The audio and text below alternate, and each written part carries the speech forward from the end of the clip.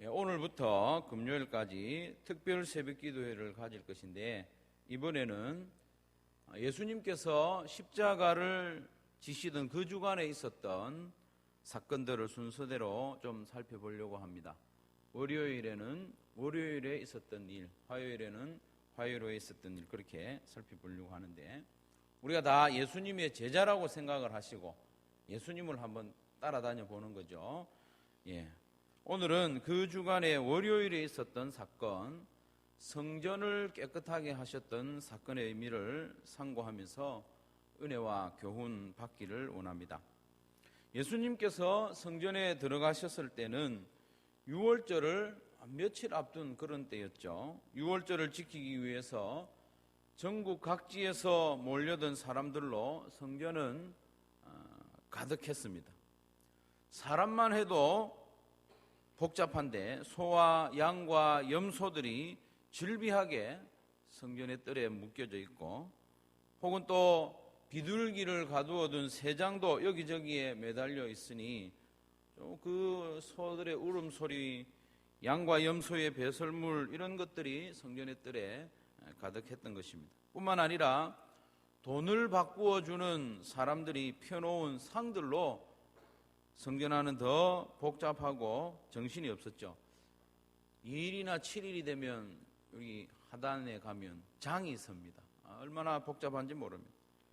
그리고 또 이렇게 조일마트 그 골목에 가면요, 가게 앞에마다 쭉 이렇게 물건을 내놓고 진열해 두는 바람에 사람 지나다니기가 참 불편할 때가 있습니다. 마치 성전이 그런 모양으로 변해버린 것이죠. 사람들은 곧 있을 유월절에 사용할 양을 미리 구입하고 또 다른 제사에 필요한 짐승들을 마련하느라 여념이 없었습니다. 하나님을 만나는 성전이 아니라 돈 버는 시장이 되어버린 것이죠. 이것을 본 예수님께서는 성전 안에서 매매하는 자들을 쫓아내시고 돈 바꾸는 자들의 상을 둘러 엎으시고 비둘기 파는 자들의 의자를 엎으셨다, 이렇게 말씀합니다.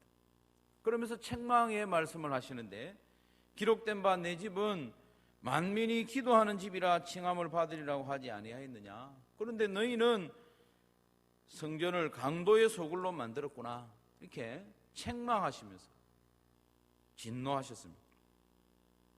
그런데 참 놀라운 사실은요, 예수님 혼자 이렇게 짐승을 쫓아내시고 상을 엎으시고 의자를 디뎌 엎으시는데 아무도 예수님께 대항하지 않았다는 것입니다. 놀랍지 않습니까? 이건 이 사실을 가지고 기적이다, 이렇게 성경학자들은 표현하기도 합니다. 돈을 벌기 위해서 장사하는 사람들, 그리고 돈을 꾸어주는, 또 돈을 바꾸어주는 이 사람들은 대체로 억세지 않습니까? 자기 하는 일을 못하게 하고 쫓아내려고 할 때는 가만히 있지 않습니다. 자기들도 성전 맡은 자들에게 혹은 대제사장에 세를 내고 지금 장사를 하고 있거든요. 그런데 한 청년이 나타나서 업고 짐승을 쫓아내고 영업을 못하게 할 때는 아주 거세게 반항을 해야 정상적이기 싶은데 아무도 예수님께 반항하지 못했습니다. 심지어 그들이 장사하도록 허락을 해준 대제사장들과 성전 맡은 자들도 아무 말도 못했어요. 참 놀라운 일이죠. 십자가를 지실 날을 며칠 앞두고 예수님께서는 왜 이런 일을 행하셨을까? 그것은 예수님의 십자가를 지신 사건과 이 일이 깊은 연관이 있기 때문입니다. 예수님은 성전을 성전답게 하기 위해서 십자가에 돌아가셨기 때문에 십자가를 지시기 전에 성전을 깨끗하게 하는 일, 예수님이 하셔야만 하는 일이죠. 본래 성전은 만민이 기도하는 집이라 칭함을 받아야 했습니다. 만민이 기도하는 집이다. 성전에 모여서 기도해야 한다는 그런 의미도 있습니다만은, 이사야 56장에 의하면 여기 만민이라고 하는 것은 이스라엘 백성들만 칭하는 것이 아니라 이방인들까지 다 포함하고 있습니다. 만민, 그야말로 이방인을 포함하는 모든 만민이 누구든지 성전에 나와서 하나님께 기도하고 제사할 수 있도록 만드신 것이죠.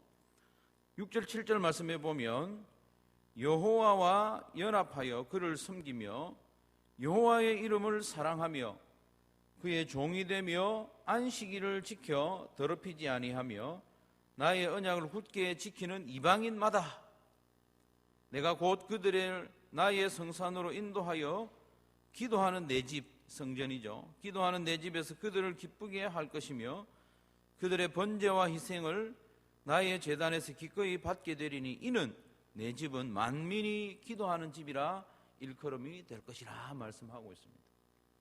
성전은 이방인들조차도 와서 제사를 드리고 또 기도하도록 하나님이 계획하셨는데 대제사장이 앞장서서 짐승을 팔고 돈을 바꾸어 주는 그런 강도의 소굴로 만들어버린 것입니다. 그러니 우리 예수님께서 진노하시는 것은 당연한 일입니다.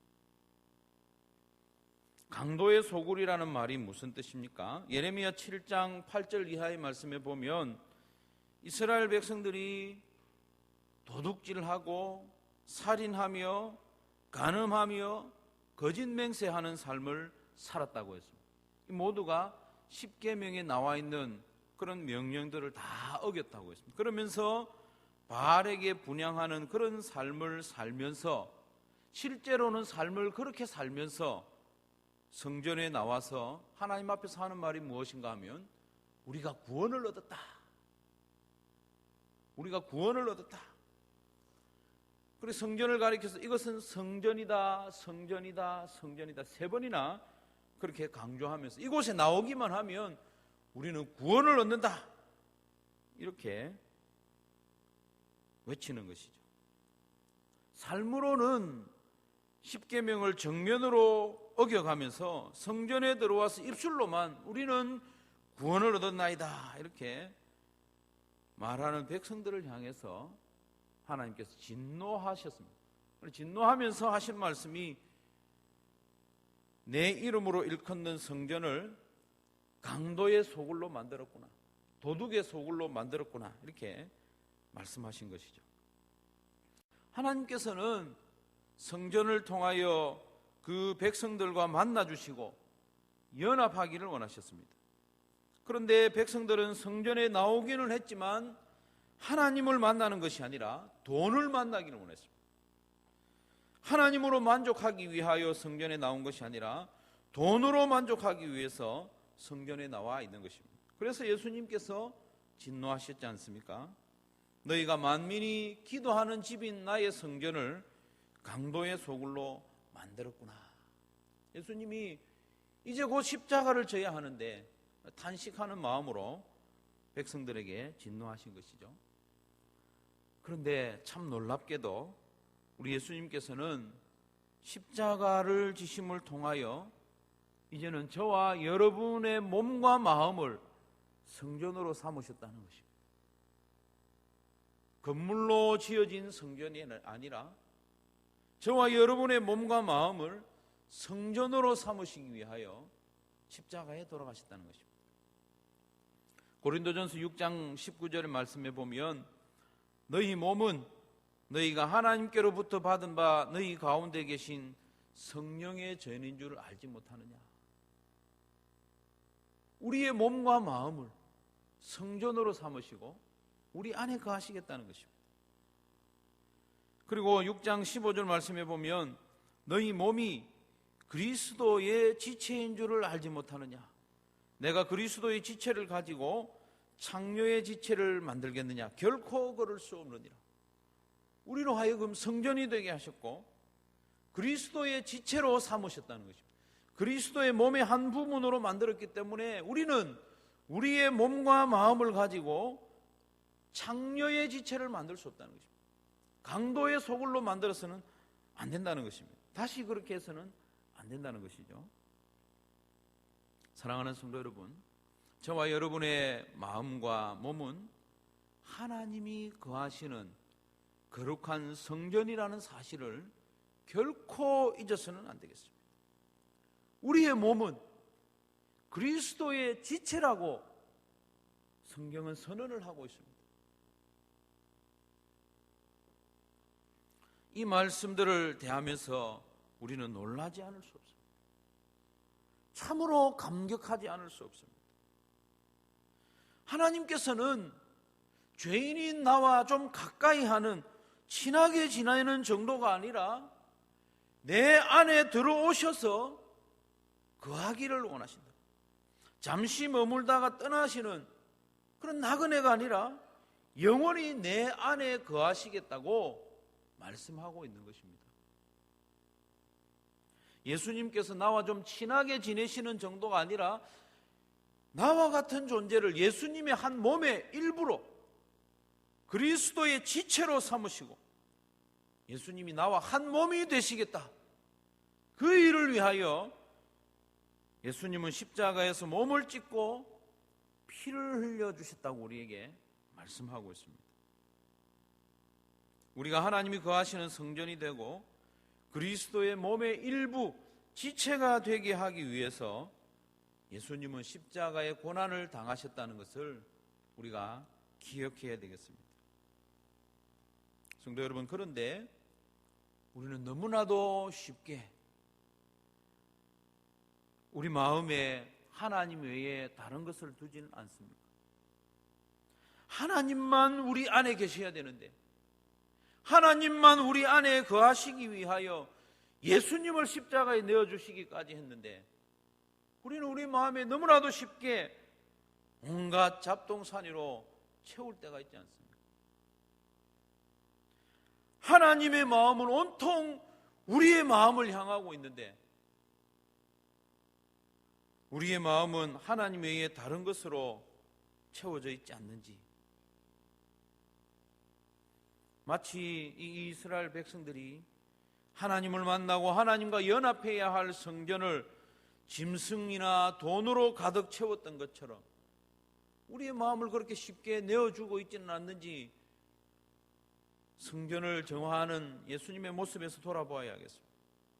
사랑하는 성도 여러분, 우리는 우리의 마음 속을 좀 들여다보아야 하겠습니다. 예수님께서 진노하시는 이 장면에서 우리의 마음을 좀 들여다보아야 되겠습니다. 하나님과 나란히 자리 잡고 있는 것 없습니까? 하나님보다 더 자주 생각나고 하나님보다 더 자주 만나고 하나님보다 더 우리의 마음을 사로잡고 있는 것이 우리 안에는 없는지, 예수님께서 둘러엎으시고 물리적인 힘으로 쫓아내고 싶어하는 것이 우리 마음속에는 없는지 우리 마음속을 들여다보아야 하겠습니다. 하나님의 성전을 강도의 소굴로 만들지 않기를 바랍니다. 그리스도의 지체를 창녀의 지체로 만들지 않기를 바랍니다. 하나님께서는 우리가 가진 그 무엇을 원하는 것이 아니라 우리 자신을 원하십니다. 하나님께서는 우리의 일부를 원하시는 것이 아니라 우리의 마음의 일부, 우리 시간의 일부, 우리 물질의 일부를 원하시는 것이 아니라 우리의 전부를 원하시는 것입니다. 우리의 전부. 우리의 전부를 얻기 위하여 예수님을 십자가에 매달아 값으로 치르셨다는 것을 우리 고난주간을 지나면서 마음에 깊이 새겨야 하겠습니다. 나의 전부를 원하시는 하나님, 이것은 우리의 부담이 아니라 영광입니다. 영광. 내가 도대체 무엇이기에 나 자신을 하나님께서 이렇게 원하시는가? 나의 일부가 아니라 나의 전부를 얻기 위하여 예수님을 십자가에 매달아 죽이기까지 하셨는가? 이것은 사실 우리의 머리로 이해할 수 없습니다. 내가 무슨 가치가 있어서 예수님과 바꾸셨는가? 머리로 이해할 수 없습니다. 감사할 따름이죠. 찬양할 따름입니다. 웬 말인가 날 위하여 주 돌아가셨는가. 이 벌레 같은 나를 위해 큰 해 받으셨나. 내 지은 죄 다 지시고 못 박히셨으니 웬일인가 웬 은혜인가 그 사랑 크셔라. 사랑하는 성도 여러분, 우리 고난주간을 맞이하면서 예수님께서 이제 며칠 뒤에는 십자가에 달리셔야 하는 그 순간에 성전을 깨끗하게 하셨다는 것을 우리 아침에 마음에 새기시고, 예수님의 십자가를 통하여 나를 성전을 삼으셨다는 것을 마음에 새기시길 바랍니다. 그래서 성전에서는 다른 것이 있어서는 안 되고 오직 하나님을 만나고 하나님으로 만족해야만 했던 것처럼 우리의 마음과 우리의 마음을 통하여 하나님으로 만족하고 내 속에는 오직 하나님만으로 가득한 성전이 되는 저와 여러분의 삶이 되기를 주님의 이름으로 축원합니다.